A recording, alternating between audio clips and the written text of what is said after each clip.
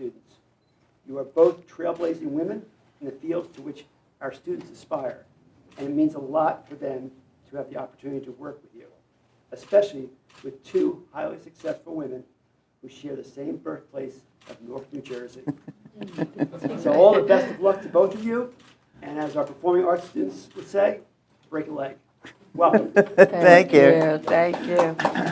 That was nice.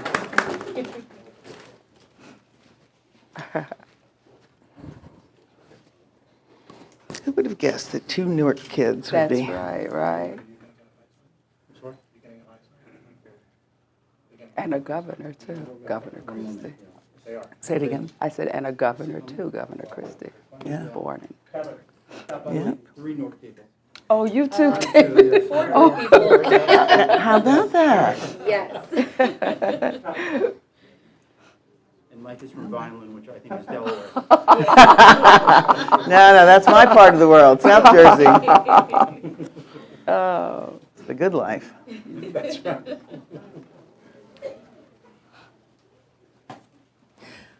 May I ask where your shot is? Is it here? Is it here?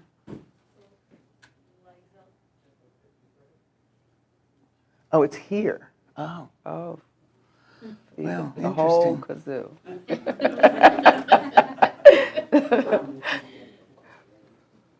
You want to switch? It is what it is.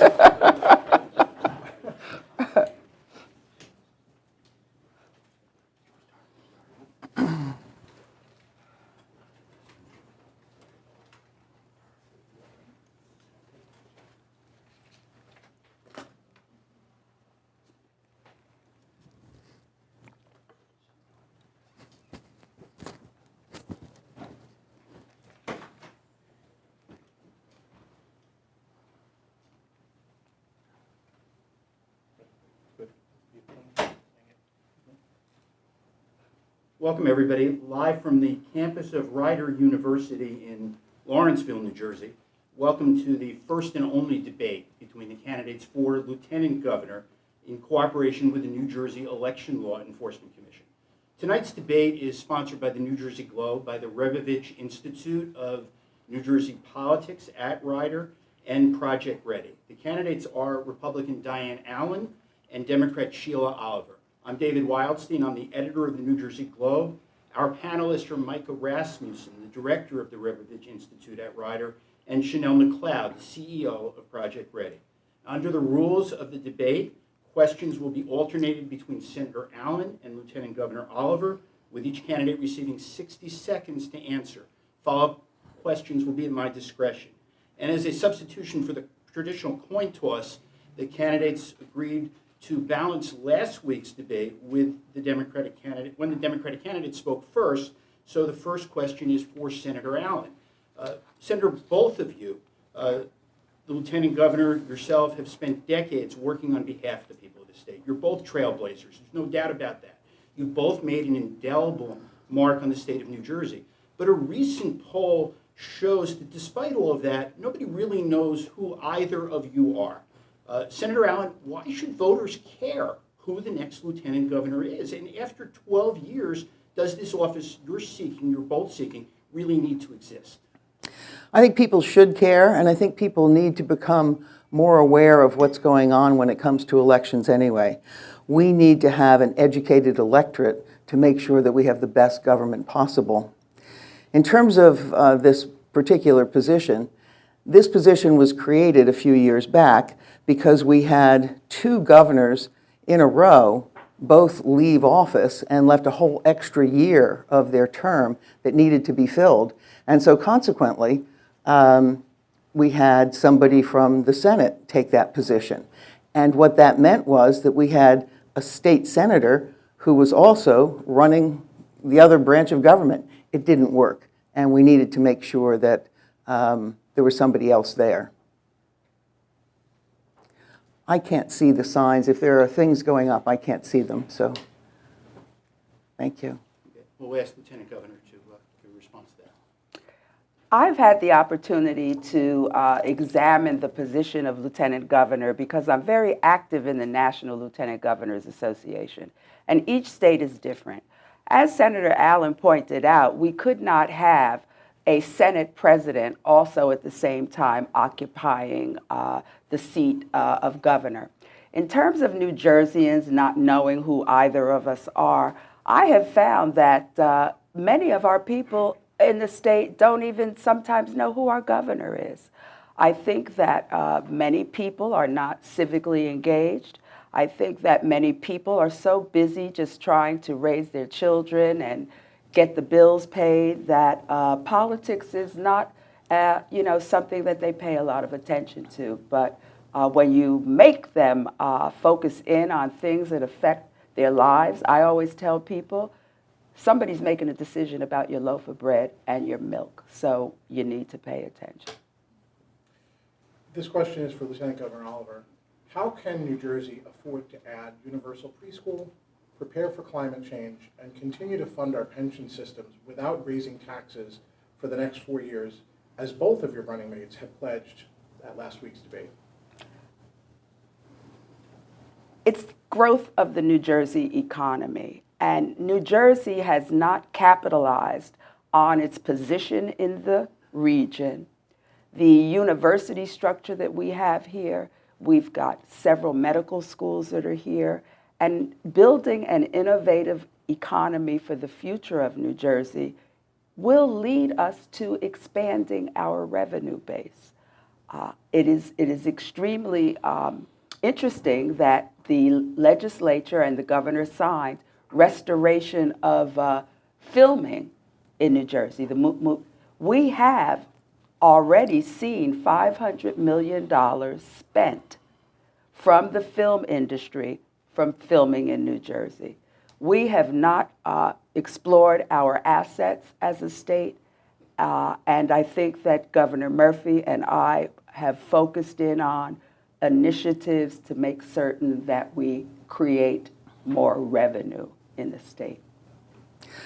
I think that the concept of creating more revenue is good. The problem is every time we turn around, we see a new tax on business, and we see businesses leaving the state. And we aren't going to have more revenue if we don't have more businesses and more jobs. It's a big concern, and it's something that Jack Chitterelli and I hope to address. I do feel that you mentioned that both candidates say they're not going to raise taxes, and I really do need to point out that Governor Phil Murphy said last Tuesday that he was not going to raise any taxes for the next 4 years. That was Tuesday, and on Friday, he raised the taxes $250 million on businesses. So I'm not sure that we can believe that. I'm not sure that that's something that's going to make the big difference for us. Senator Allen, looking back on the health pandemic from 2020 to now, in reflection, are there any things you think the current administration should have done differently? Well, absolutely. When I think about COVID patients being put back into nursing homes and into our veterans' homes, even when the administration was told that people will die if you do that. They were absolutely told people will die, and indeed people did. 8,000 or more people died. It was a terrible thing to do. That, to me, it's still painful to think about. I mean, we have 3 homes in the state for veterans, and we lost hundreds of people there and thousands in all of our nursing homes. It was the wrong thing to do, without question. When it comes to many other things, I would say that some things worked, some things didn't, whether it's this state or other states, but the COVID patients into nursing homes, big problem. Just a follow-up question, Senator Allen. During last week's debate, Assemblyman Chitterelli said of vaccines, "Do I believe government has a right to require someone to take medicine? No, I do not. Do you support or oppose the 7 currently required vaccines to attend public schools in New Jersey?" I do think that our children should be taking vaccines, but I want to say something about it. It's not a mandate where you must do it this way. Always a parent needs to talk with the doctors and to make sure it's right. My son nearly died from a vaccine shot, an MMR shot, when he was a child. We didn't know whether he would survive it. He did, And we continued with his vaccines, but it was over a much longer period of time and much less product each time he got the shot. And that has continued now with my 4 grandchildren. We need to make sure that we're doing it the right way. It's not one size fits all. It never has been. And there are people who have religious objections, and then there are the medical issues. So I think we have to look at everything, and we have to say parents are the ones who need to be in charge of making sure that this happens in the appropriate way. Lieutenant Governor, we're going to give you a chance to respond to that. We have a public health system because we have to make certain that everyone's health is protected. Yes, we do need to require vaccination. I think about the era of polio. I think about the era of mumps, measles, diphtheria. If we had not mandated vaccinations, we would have had a lot of children experience some very, horrendous kinds of health challenges.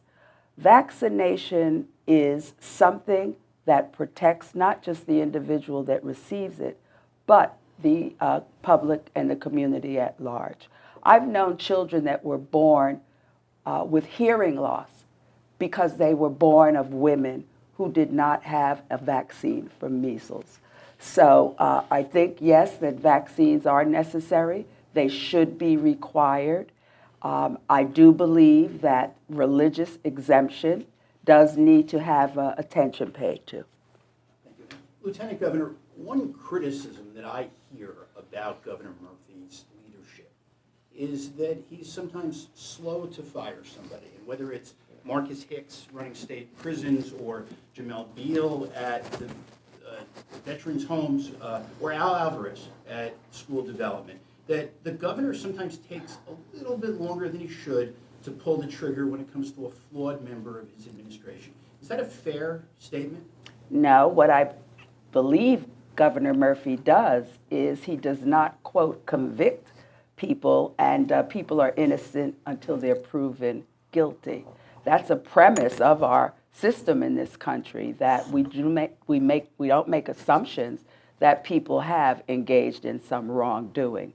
With each one of the cases that you cited, Governor Murphy undertook an outside external investigation, put the facts on the table, and when he had enough data to make a firm decision, that is what he did.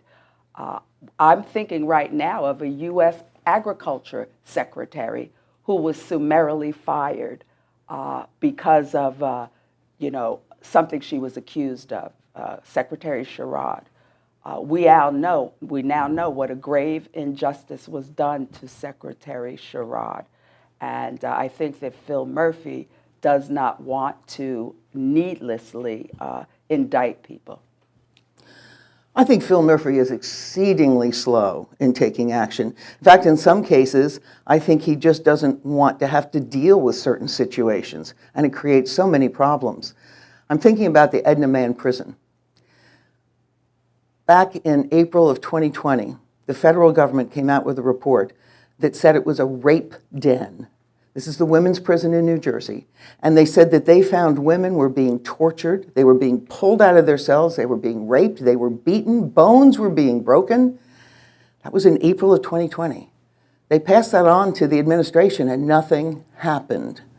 Then in the very beginnings of 2021, a news story was done. And finally, people, all of us, became aware of it, and we were all outraged. How could we let this go on? We never heard from the administration, not one word. Days went by, weeks went by, months went by, and finally, because of a bipartisan effort in the legislature of people screaming that we had to make a change, finally the governor addressed it, but only after it really affected him, not the women.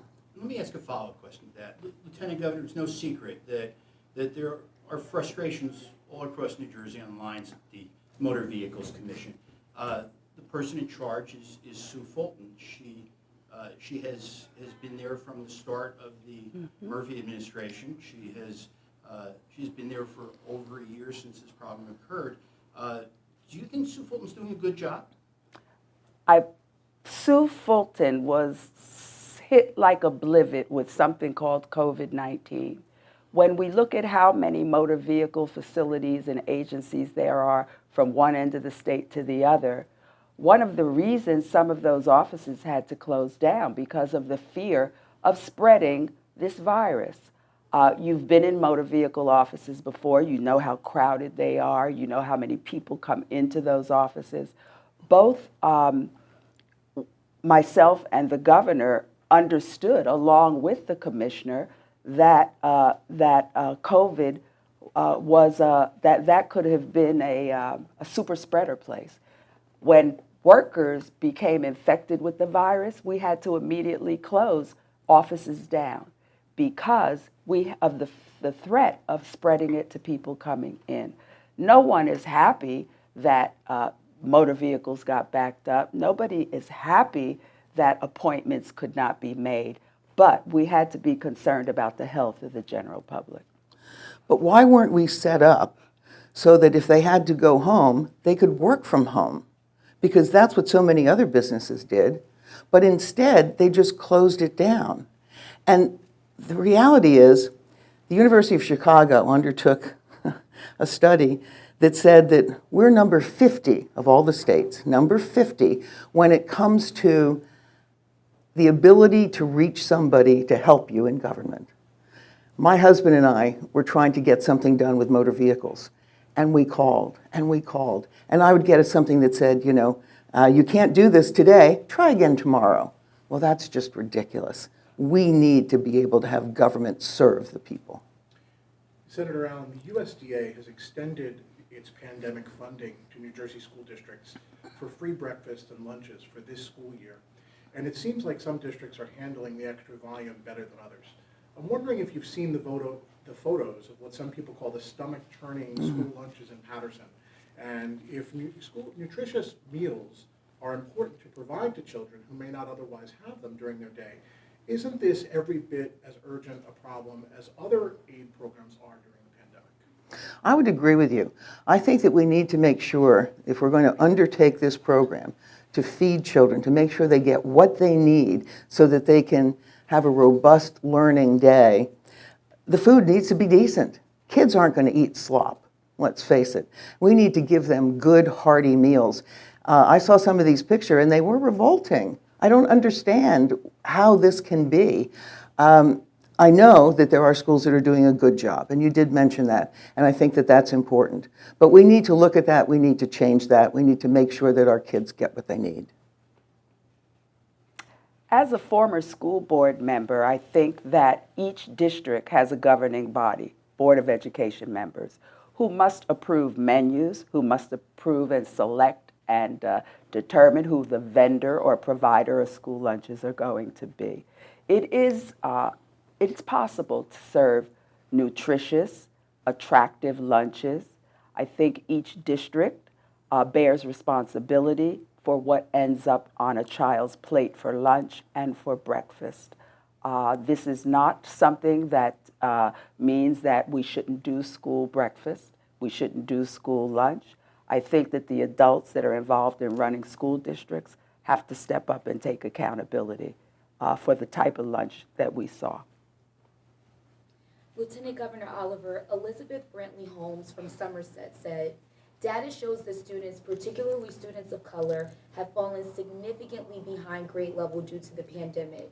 What is your plan to get students back on grade level by the end of this year?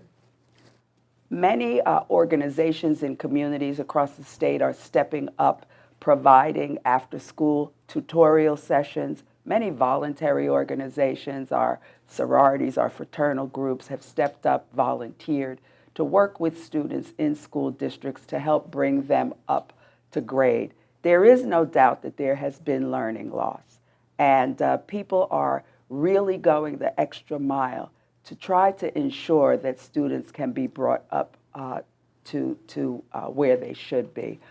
I believe that summer programs, you will see them ramped up as well. Learning loss did occur, yes it did, but a choice had to be made about the health of employees and children and teachers. And I think no one regrets We are looking at states all around the country. I just listened to a report this morning about 3 teachers in a Florida school that all 3 of them died within a week of each other. We had to protect people. I think it was important to protect people, but I know in other states, children were able to go to school every single day. No one got sick, there were no problems, and their education was at a much higher level. Again, I have grandchildren in a different state. They went to school. They wore masks, they were socially distanced, and they learned, and they've done well on their tests.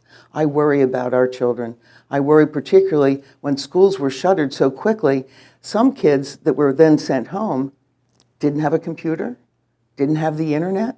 Well, what were they supposed to do? I mean, these kids really lost out. And having a parent then have to give up a job to teach them, it was a real problem. I am thankful that there are programs that are going to be working for kids in the future, and I support that. May I? Sure. Phil Murphy and I and our administration closed that digital divide. First administration that recognized and made admission that there was a digital divide in this state. As a result of that, every student in New Jersey was provided with access to a tablet or a laptop. That closed that down. Working with our telecommunication companies in the state, free Wi-Fi hotspots were provided where there was no internet access. We addressed that issue. But not immediately. There was nothing in place, and it took a while to make that happen. A lot of children lost out.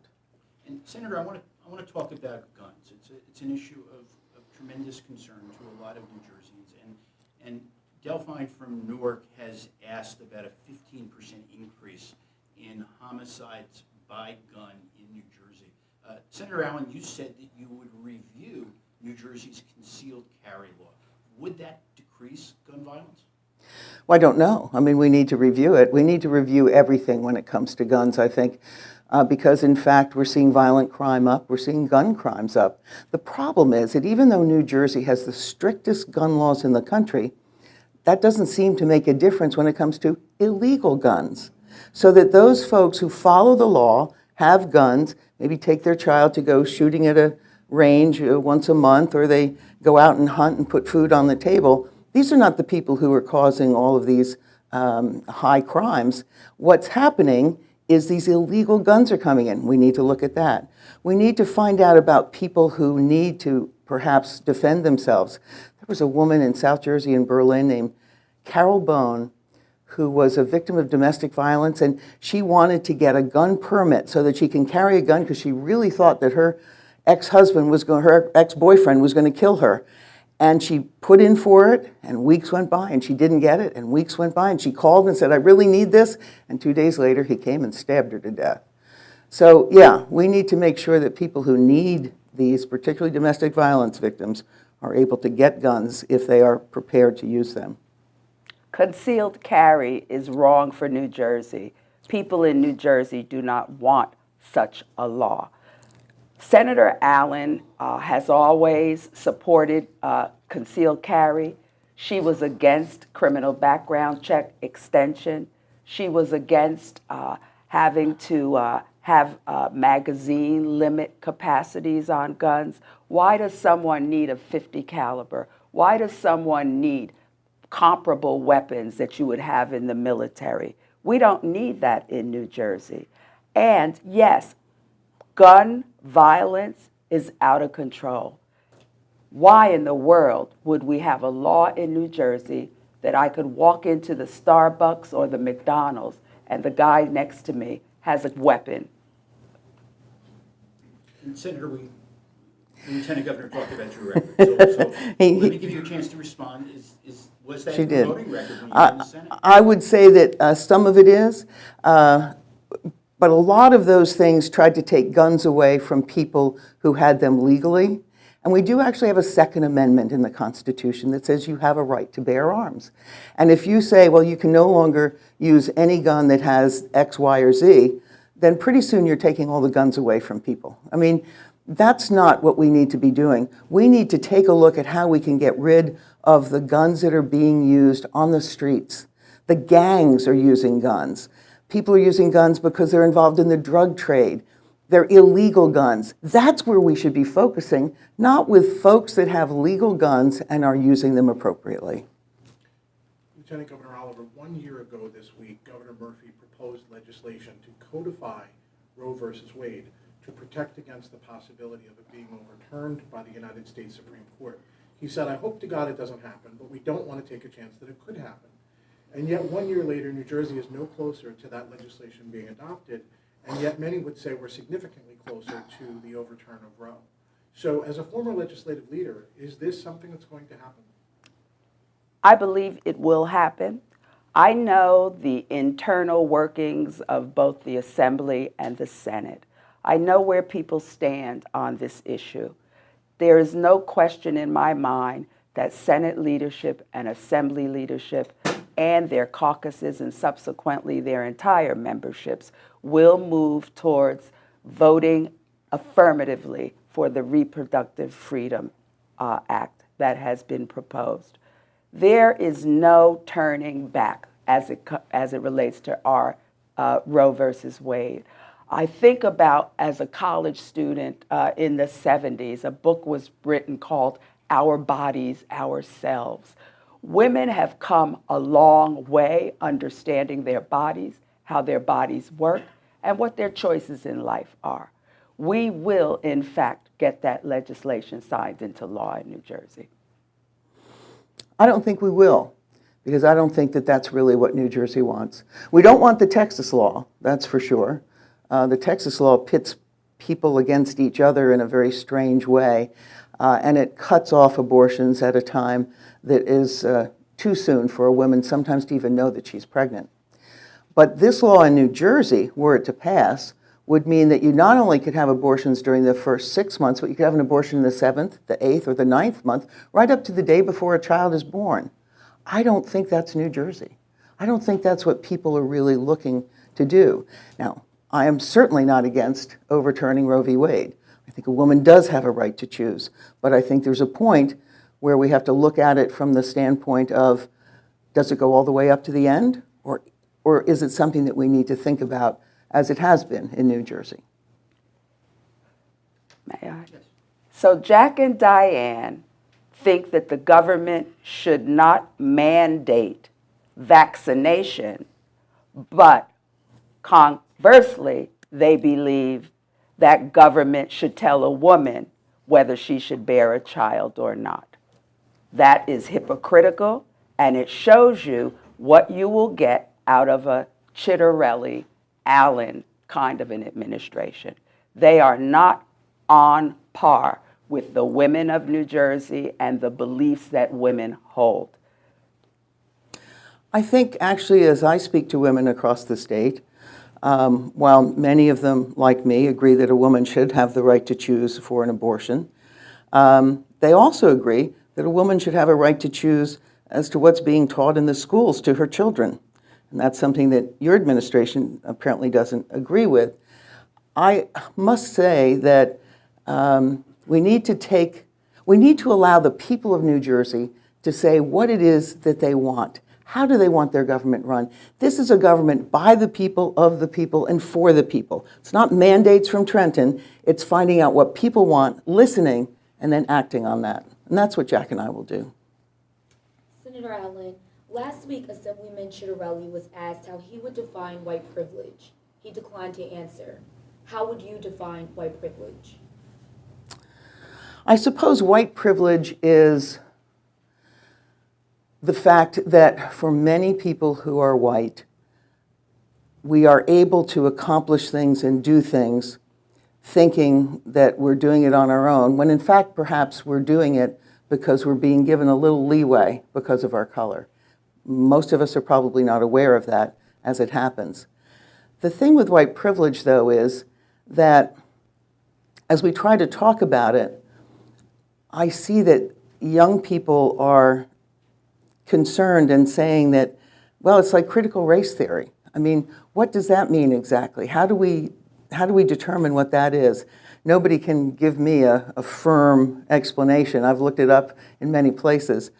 But how do we deal with it? Do we tell kids about our history? Absolutely. Warts and all, they have to know about the stain of slavery and these terrible things that have happened. But going forward, we need to bring people together. We need to make sure that young people understand that we need to respect each other. We need to celebrate each other's gifts and come together as one. White privilege is historical in nature. When New Jersey was founded and created, colonists were able to receive 140 acres of land if they were willing to settle in our colony. That sets the tone for intergenerational wealth. There are opportunities and the provision of assets that are afforded to one class and one race of people, not given to the other. When I was worked at Caldwell College, I saw a couple that was going to get married upon graduation that applied for a mortgage and got it because they had a piece of paper that was a promise of employment. That would not happen for someone who did not have access to white privilege. Lieutenant Governor, last week there was a debate between your running mate and Senator Allen's running mate, and if you had told me 2 years ago that there would be a debate and New Jersey Transit wouldn't come up, I'd have been very surprised. The first 2 years of the Murphy-Oliver administration, New Jersey Transit was a mess.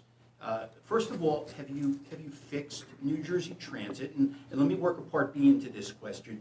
Fare increases greatly affect low-income New Jerseyans, specifically working families and communities of color. Will you support a fare increase for New Jersey Transit over the next 4 years? I do not support increasing fares, just as I am willing to fight the state of New York for congestion pricing, because that hurts our commuters as well. The problem with with New Jersey Transit has been undercapitalization of a system for many, many years. We saw diversions of money out of the capital improvement budgets of New Jersey Transit for years. Assets were never put back into the system. I believe there are ways that we can restore capitalization and funding to improve our system. I believe that we can run a tighter management of the agency. Fare increases are not always the way to get to where we need to be.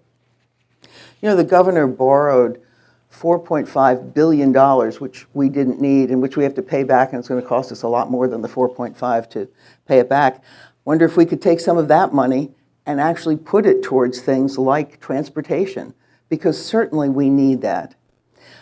I have a question, though, about transportation, and that is, why was it that when the storm Ida came through, no one picked up the phone and called New Jersey Transit and said, look, it's coming. Why didn't we declare an emergency to say, be careful, don't let the trains go where we know it's going to flood, because we know where that flooding is going to happen. Nobody did it, and what happened? A train got stuck in Bound Brook. And so the floodgates couldn't close.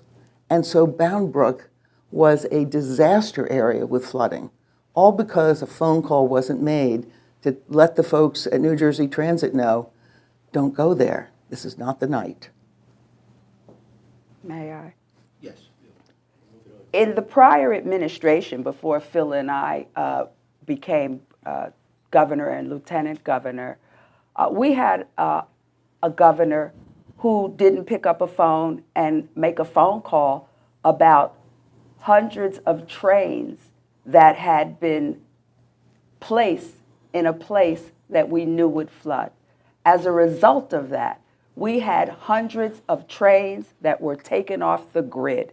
So I suppose that governor should have made a phone call too, because that got us further behind the 8 ball. Senator Allen, during last week's debate, Assemblyman Chitterelli took the opposite position he did during a debate in May on whether unauthorized immigrants should be able to obtain a driver's license when he said at that time during the primary, quote, "I would end the program." Does your presence on the ticket and your advice account for his change of heart between the primary election and the general election campaigns? Certainly we talk about all of these issues, and we try to find a place where we're both comfortable with the issues. We may not always find that place, but we think that that's okay because we're just trying to bring information together so we can move forward. I do feel that this is not a bad program at all, but the issue is, should we only be right now giving these out to folks who are immigrants, or should we also consider some of our folks who've been here a long time and are young and are trying to get their licenses? Perhaps there's a way that we can integrate everything together. That's one of the big problems that we're hearing from people. But if somebody has a license, I would assume then that that person has passed a test. And if they pass a test, then they're probably able to know what the rules are and the laws are and follow them, and everybody will be much safer on the street. I want to be sure that because you get a license and you're an immigrant, you don't automatically get a vote, because right now that's what happens when you get a license. We want to make sure that it's done properly. I think in a very dog whistle fashion, Senator Allen, you are making reference to voting rights. And to believe that having an undocumented resident of this state be able to now vote sounds like much of the debate you hear on Capitol Hill, that there are some communities that shouldn't have access to the vote. The driver's license does not summarily mean that an undocumented person can vote. We believe that undocumented residents are driving anyway, so let's get those drivers on the record and protect the people of New Jersey. I would, if I could just, Yes, ma'am. getting them on the record is good. I don't know about a dog whistle, unclear about that. I think it's a word that's so overused and so inappropriately used so often. I'm simply saying what I believe, and it has nothing to do with any other communities. It simply has to do with an immigrant community that, under our laws, doesn't get the right to vote. We can make decisions along the road as to how maybe we will bring them into that fold, but they're not there yet. We need to follow the laws. Lieutenant Governor Oliver, voting access should not be a partisan issue, but it is increasingly becoming politicized. Do you support or oppose measures that would make it easier for people to vote, including same-day voter registration, increased early voting, and voting by mail? Governor Murphy and I wholeheartedly support those efforts, and we have done that during our administration. New Jersey, for the first time, will have early voting. Because of COVID, we had a vote by mail, and it resulted in more people than ever having access to vote. We're in the 21st century. Voting kinds of structures that were created before we even had technology have to be re-examined. I wholeheartedly support the three kinds of opening up access to voting that you have described. There are states like the state of Washington and others that have been doing it for years. Why should New Jersey be stuck in a 19th century structure of voting when we can do much better? And people have access, and that is what we should have. We need more people to participate. Civic engagement is the key. The Lieutenant Governor's right. Civic engagement is the key. We need more people to take part in all of this. And if we're able to make it happen legally and safely, then I'm perfectly behind it. And I think that we'll see how all of this works out for New Jersey. I think it's going to work out just fine. But we need to keep an eye on that. I have a lot of people come up to me and say, I'm a little concerned about the voting. If I put my ballot in this box, how do I know it's going to be okay? If I use the mail, what's going to happen? People are concerned, and we need to make sure that they feel that we're doing a good job making it safe, making their vote count, and giving them every opportunity to vote. Senator, last week in the debate between Phil Murphy and Jack Ciattarelli, there was a lot of talk about Donald Trump. Frankly, I'm surprised his name hasn't come up before now, but not so much about Joe Biden. So let's talk about President Biden, and specifically about the fight in Congress right now over infrastructure spending. Should Congress pass the $1 trillion infrastructure plan? Should they pass the $3.5 trillion proposal that includes climate change and social policies, or should they do neither? Well, I think the infrastructure plan is one that everybody seems to support. And Nancy Pelosi made a promise, which she's now broken, that she would send that through and allow everybody to vote on it. But now it is tied once again to a much larger thing. And this tends to be, it seems to me, a Democratic problem, because you have moderate Democrats and extreme left Democrats, and they're fighting over what's going to happen and how it's going to happen. Let's just get the infrastructure piece done. Every state can use infrastructure help. I know New Jersey can. If the party of Trump would stop focusing in on their desire to sit upon the throne in the White House, they would be honest and know that we need human infrastructure as well. There are people in every state in this country who don't have access to health care, that don't have access to higher education. They lack the ability to work and have someone take care of their child. We need both. We need physical infrastructure in this country, and we need investment in human capital in this country. You know, everyone talks about, for instance, Joe Manchin. Some of the poorest people to be found are in the state of West Virginia. If Joe Manchin was not so centered, focused on his reelection to the U.S. Senate, he knows he would cast his vote for investment in human capital as well. Let me ask a quick follow-up, Lieutenant Governor. Do you want Joe Biden to campaign for you before Election Day? Do you want to share the stage with him? Sure. I am very proud of Joe Biden. I am proud that he does not get embroiled in the partisanship. He started off his tenure wanting to work in a bipartisan fashion.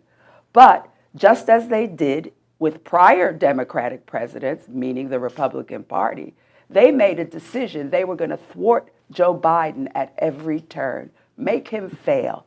What is it that Mitch McConnell said the first day of the Obama administration? We're going to do everything in our power to make sure that he fails. That is the same old playbook that's being used on Capitol Hill now. We've got to make Joe Biden fail, because we have to convince the American people that the Republicans will run a better country. But we know that that is not what the people of this country want. And Senator, let me ask you the same question. Do you want Joe Biden to campaign for Sheila Oliver? I would love that. I would love for him to come in and campaign for her. People are, just look at the numbers. His numbers have just sunk. After what happened in Afghanistan, people have just thrown their hands up. They can't imagine why anybody would have run something like that. He said that all of his military people told him to do just what he did, that they were all in agreement. But then when we heard the military people, the generals and so on, before Congress, they said, oh no, that's not what we told him. We told him, leave a force of 2,500 and do this and if you're going to get out, for heaven's sakes, get the people out first. It was such a botched thing, and people are no longer feeling the kind of belief that Joe Biden can do what he said he could do. I'll tell you, I didn't vote for Joe Biden because I didn't think he was up for the job, and I think he's shown that in many ways. May I? We No. need to move on. We need to move on. Thank you. Lieutenant Governor Oliver, during last week's debate, when Assemblyman Ciattarelli discussed how women have been treated in the Murphy administration, Governor Murphy's response was, why don't you ask Sheila Oliver? So, we're here tonight. We're going to take his advice. How have women been treated in this administration? Having had the experience of working in the state legislature in New Jersey and now in the administration, I've known several governors. Phil Murphy is the only governor in my experience that has women at the table making decisions, major decisions on a daily basis. He has opened up government for inclusion. Women, half of our cabinet is comprised of women, women holding very important and prestigious positions, women who are able to take their departments in a number of different directions. That didn't exist in other gubernatorial administrations. You had to like call daddy to ask. That doesn't happen in a Murphy administration. If he has appointed a woman to a position, he did that because he felt confident in the qualifications and the ability of that woman to do that job.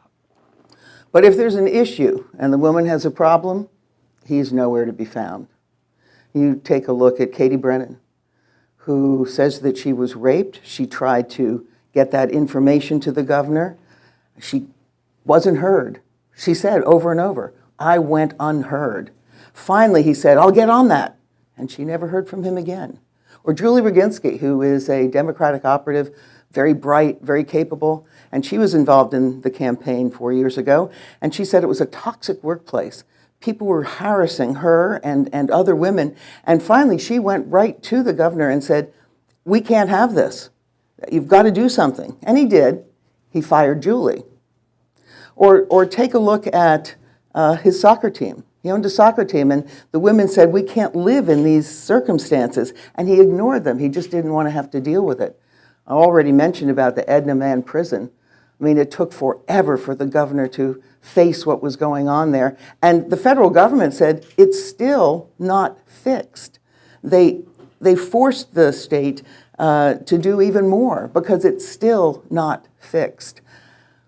I am concerned that this governor is unable to handle confrontation. And when something goes wrong and people confront him with something, he's just not willing to make that move. Jack Ciattarelli, on the other hand, will see what the problem is. He will take in information, and he will make a decision, and he will act on it. Since the senator ran overtime, may I? Absolutely. Edna Man has been a problem in New Jersey for probably 40 decades. Anybody remember a commissioner of corrections called William Favre? He ran the penal institutions in New Jersey for many years. During those subsequent administrations, no one paid attention to Edna Man. The governor has made a commitment, we're going to close it. But let's just talk about criminal justice reform and how we are handling criminal justice. That's where this discussion begins, because many people are locked up in penal institutions in this state who should not be there.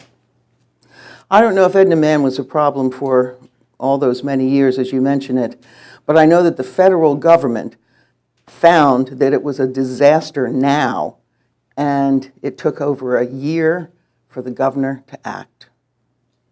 Lieutenant Governor Oliver, Vince Minto from Galloway asked, hundreds of veterans in New Jersey are experiencing homelessness. Is the state investing enough money into building housing for veterans? And what would your administration do to once and for all end veteran homelessness?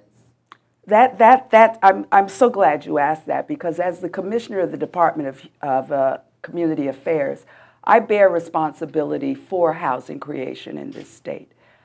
If the prior administration had not shut down the Affordable Housing Trust Fund based on an ideological kind of a concept that we shouldn't build affordable housing in this state or subsidized housing in this state, we've now gotten back on track.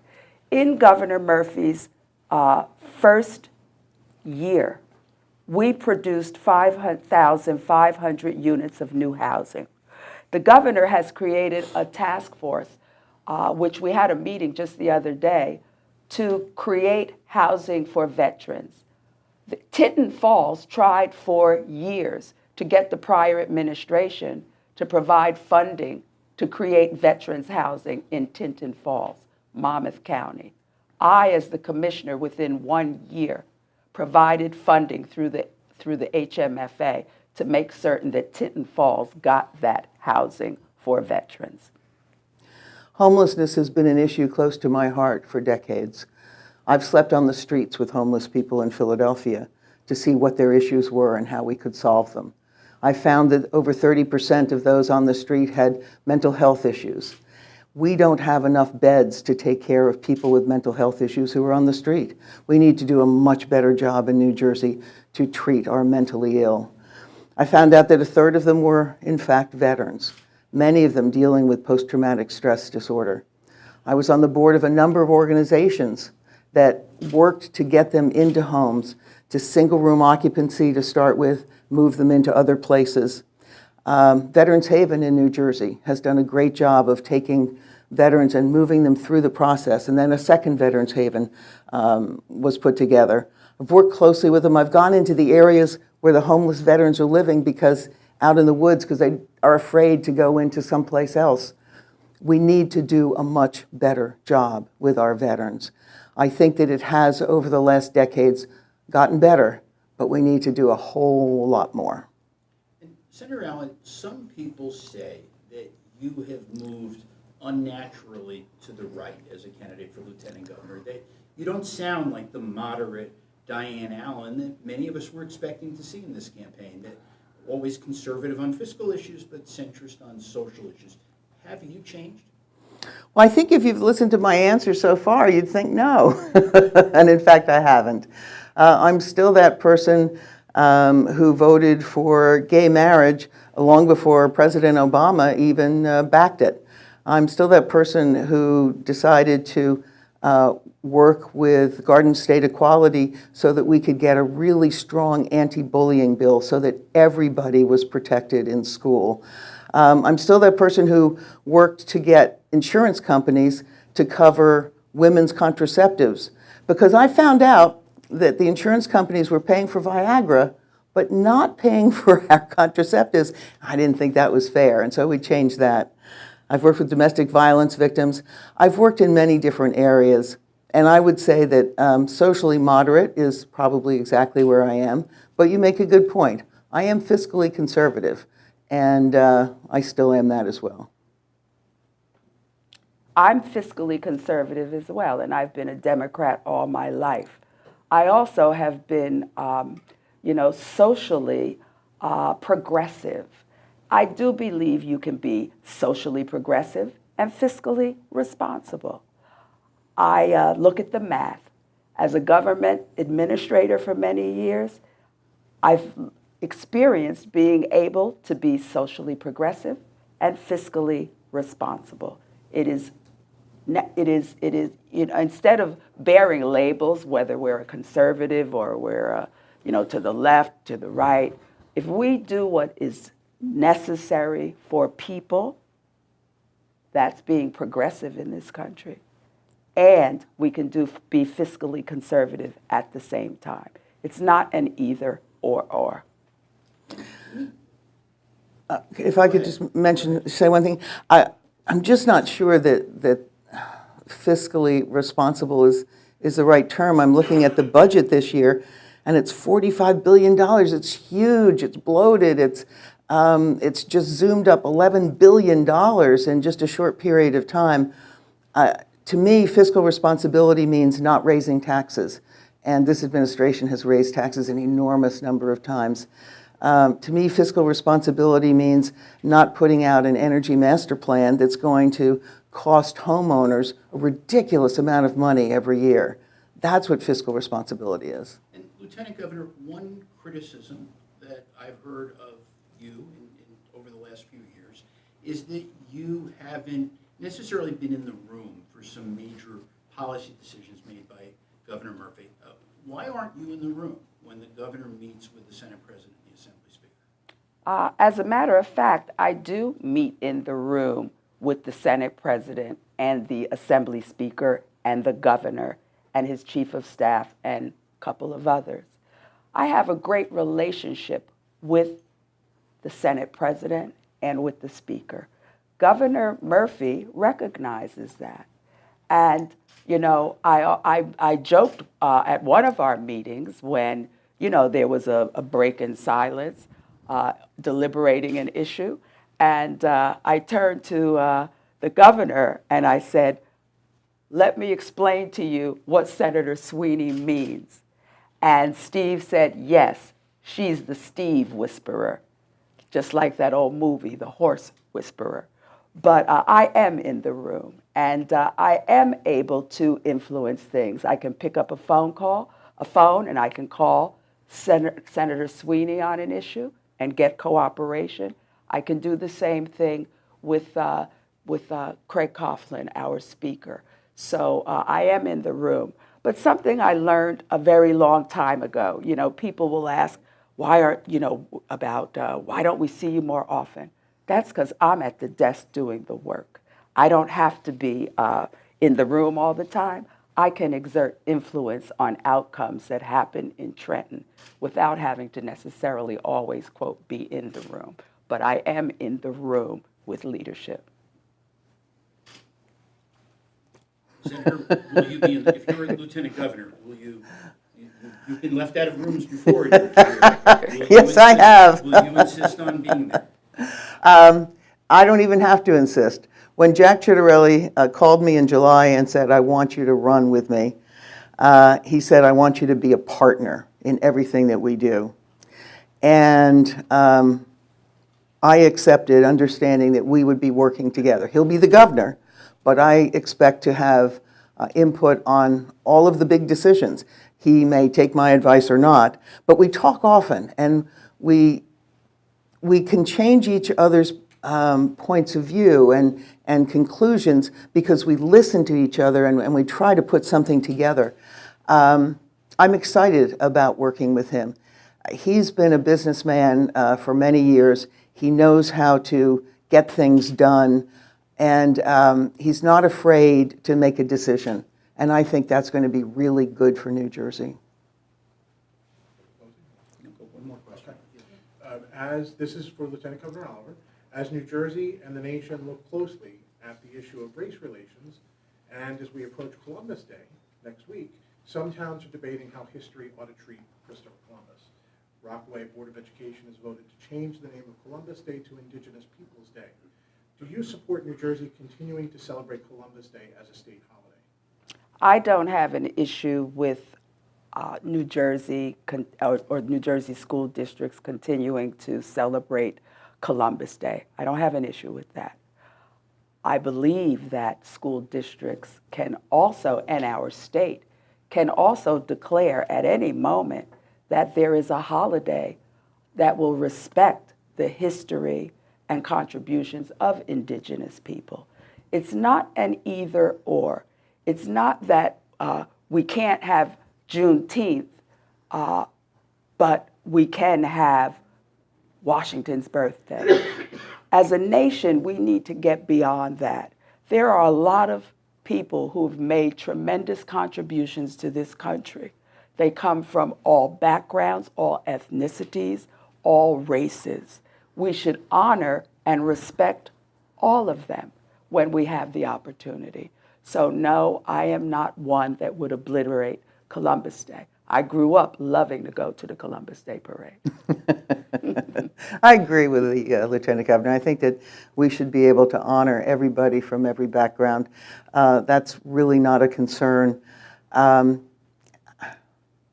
just don't understand why we can't say to our young people in particular, here is a flawed human, as we all are, and as everybody who has been celebrated in holidays or in anything else. And here are the wonderful things this person did, and yeah, there's some other parts to them. But like any human, we can appreciate the good stuff. And that's what we should do with our holidays, I think. Candidates, time passes very quickly when we're having fun. Wow. Yeah. So it's now time for closing statements, 1 minute closing statements, and we'll start with Senator Allen. Well, I want to thank all of you for doing this. This has really been a wonderful evening. I guess the bottom line for me is that New Jersey is broken. And I think the reason it's broken is because I don't think this administration, I don't think that Phil Murphy and Sheila Oliver care enough about the people of New Jersey. I mean, we talk about the COVID thing, and my gosh, if you cared about the people of New Jersey, you wouldn't have put sick COVID patients back into nursing homes and 8,000 people dying. You wouldn't have shuttered small businesses the way they were done. The big box stores got to stay open, and now these small businesses, at least a third of them, aren't coming back. You would have gotten unemployment checks out to people in time. Wouldn't have had to wait months. Motor vehicle would have been taken care of. These are the sorts of issues, but taxes is the big issue. And of course, Governor Murphy said if taxes are your issue, this may not be your state. Well, here's the deal. It is my issue, and this is my state, and it's your state as well. Jack Chitterelli and I will take back New Jersey for all of us with your support. I too would like to thank you for hosting Senator Allen and I tonight. This election is about moving New Jersey forward and not going backwards regressively. In the Murphy-Oliver administration, we can walk and chew gum at the same time. We can focus in on investments in education and health care and making certain that our small businesses can thrive. We can invest in local economies, as we do through my department and others with the Neighborhood Preservation Program, with the Main Street New Jersey program. We can do a variety of different things. All I've heard from Chitterelli and Allen are property taxes. That comes up in every election I've ever participated in for the past 40, 50 years. We are going to move New Jersey forward, include everyone, and not perpetuate divisiveness in the state of New Jersey.